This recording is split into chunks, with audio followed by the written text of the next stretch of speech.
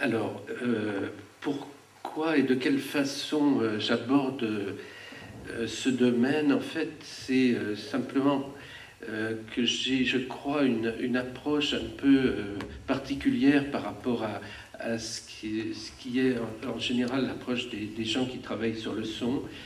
C'est que j'ai travaillé pour autant, on pourrait dire, pour le théâtre, c'est-à-dire dans une création sonore qui travaille depuis la fabrication du son jusqu'à leur mise en espace sur scène, ce qui est une partie qui déborde ce que fait le cinéma, puisque le cinéma inscrit sur un support qui va être ensuite diffusé dans toutes les salles sur un système de sonorisation qui est censé être équivalent sur toute la planète.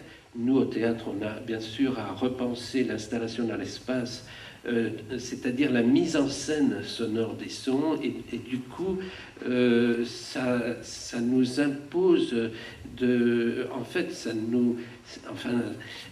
nous enrichit aussi dans cette idée qu'il faut dissocier les éléments sonores et les garder dissociés jusqu'au bout. Et on reviendra là-dessus parce que je crois que c'est une donnée importante et c'est beaucoup à partir de cela que finalement j'ai l'approche de la question sonore au cinéma que j'ai développée. Alors, ensuite, j'ai travaillé bien sûr pour le cinéma à peu près à la même période, c'est-à-dire dans les années 70, j'ai commencé. Et autant dans le doc que dans la fiction. Et d'ailleurs, souvent on me demande la différence entre le sonore du documentaire et de la fiction, et je n'arrive pas bien à voir de quoi il s'agirait, quoi. Et c'est une question aussi qui est très intéressante parce que, on reviendra là-dessus. Je crois qu'il y a des choses là-dessus à remettre au clair. Et puis d'autre part, j'ai travaillé beaucoup pour le disque et notamment pour les musiques improvisées.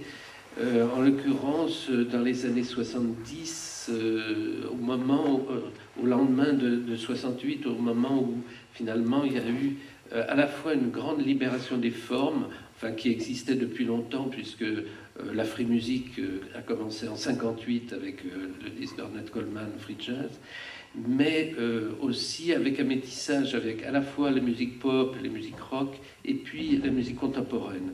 Et je crois que cette période des années 70 a été pour moi une période très très importante, justement pour repenser les conditions de ce que maintenant j'appelle la mise en scène sonore, mais que je ne pouvais pas penser en ces termes à cette époque, qui était que finalement, en fait, j'ai eu la chance de travailler avec des gens comme Jacques Bérocal, des gens comme ça, c'est-à-dire des gens, les invendables, hein, les gens marginaux, tellement marginaux qu'à chaque disque ou à chaque enregistrement, on repensait complètement les conditions. Et du coup, on a enregistré des disques dans des voitures, au bord de la mer, dans une porcherie, dans des usines désaffectées, enfin, dans une diversité de lieux absolument incroyables, et où je me suis rendu compte en faisant cela, parce que, on n'avait pas les moyens d'aller dans les studios, mais aussi on refusait d'aller dans ces lieux qui étaient assez aseptisés. En faisant ça, je me suis rendu compte que finalement, il y avait là un certain nombre de variables supplémentaires qui étaient indispensables à considérer. Et je crois que ça aussi sont des éléments qui ont influencé énormément la démarche. C'est-à-dire, merci beaucoup, c'est-à-dire que finalement, je me suis rendu compte à ce moment que mettre en scène le sonore, c'était considérer à la fois les sources, l'espace et le temps. Et que finalement, les compositeurs ne considéraient pas la construction musicale en ces termes, ils le considéraient en ces termes sur le papier, mais pas du tout dans les espaces réels. Du coup, la chance de travailler avec des improvisateurs a fait que à chaque fois, tout était à repenser dans l'immédiat. Et là-dessus, on reviendra sur ces questions-là avec le cinéma de Van der Keuken, dont je vous montrerai quelques extraits, parce que cette question est absolument essentielle. Keuken dit d'ailleurs, il y a plus de différence entre un film improvisé et un film non improvisé qu'entre un film de fiction et un film documentaire. En quoi il a bien raison.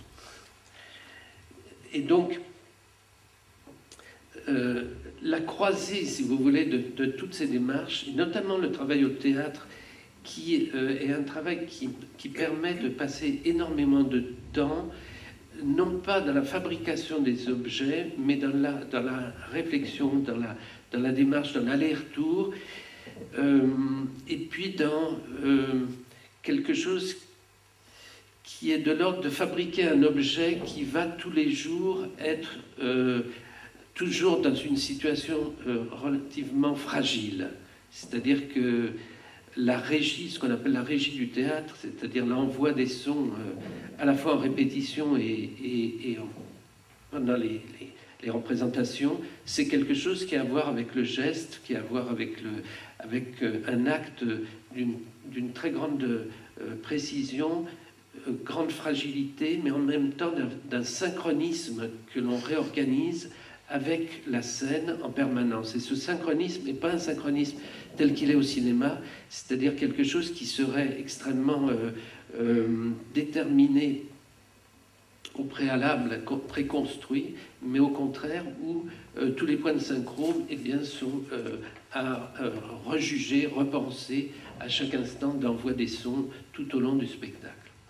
Lorsqu'on travaille en même temps pour le cinéma, on n'a pas le temps, ni l'occasion, ni la place pour penser ces choses-là. Et je crois que c'est l'enseignement qui permet d'approcher ces questions, parce que c'est le seul endroit où finalement on commence à questionner ses propres pratiques. Et je crois que malheureusement, les praticiens, souvent, ne prennent pas ce temps-là. Il y a très peu d'ouvrages.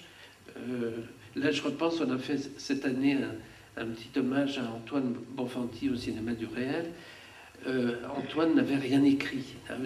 Alors, il a laissé des films, bien sûr, avec des bandes-son très intéressantes, mais quant à toute sa démarche, y compris avec Nenni, avec qui il a tout inventé, c'est-à-dire inventé les chenilles, inventé la marche arrière, inventé la reprise de polar, tout ce qui a fait que le cinéma est devenu ce qu'il était, c'est-à-dire qu'à l'arrivée de la magnétique, il fallait inventer les formes de construction du film, parce qu'on était encore à une époque où on fabriquait des films avec du son optique, et quand on mixait une bobine en entier. On partait au début et on ne pouvait pas s'arrêter au milieu.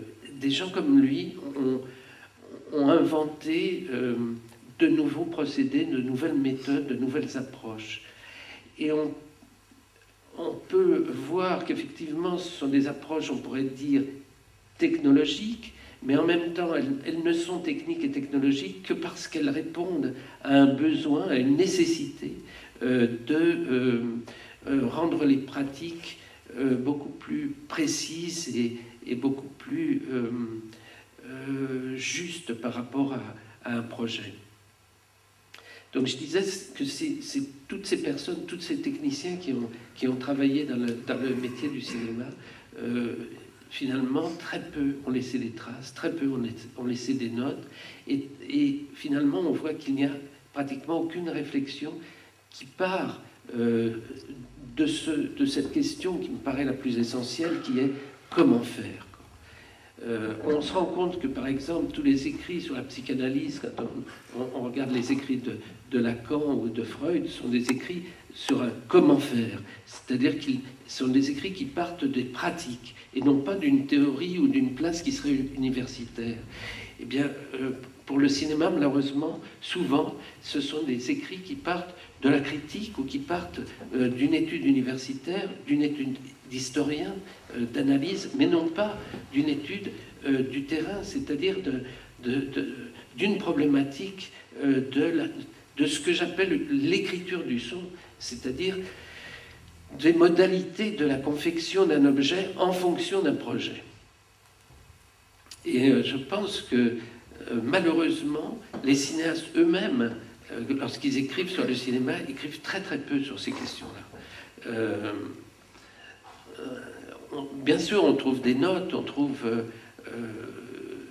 quelques remarques, mais jamais l'approfondissement qui serait nécessaire de trouver. Et pire encore, quand on va interroger les personnes, ces personnes-là, souvent elles mettent un certain temps à essayer de penser enfin ce qu'elles ont réussi à faire et si brillamment pendant de si nombreuses années.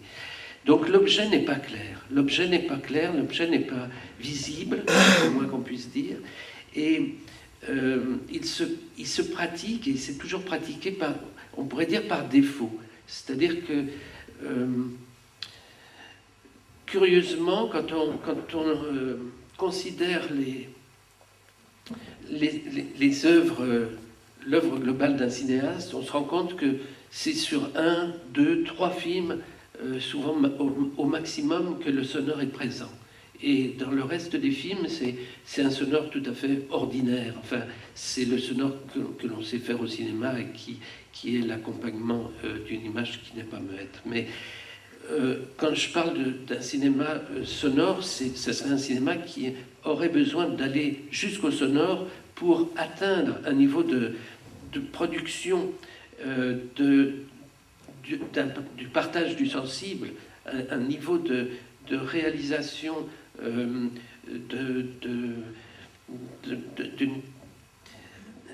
d'une possibilité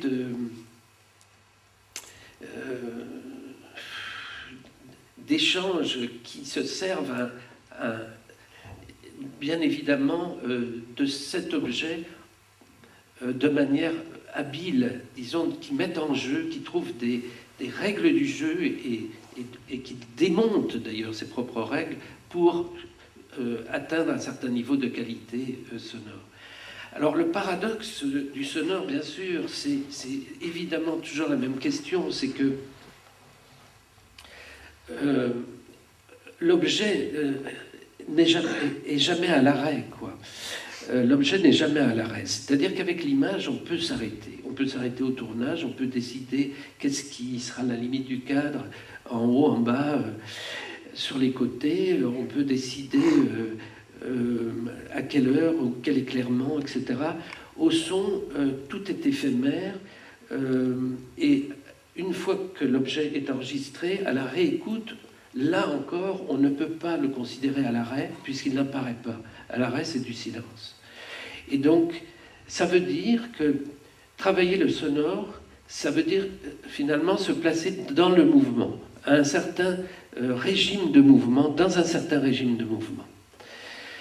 Alors, c'est-à-dire que finalement, c'est se placer dans la mémoire, puisque sans cesse, le son apparaît et disparaît, et qu'au moment où il est apparu, ce qui reste en nous, c'est de la mémoire. Et c'est de la mémoire de quoi? C'est de la mémoire qui est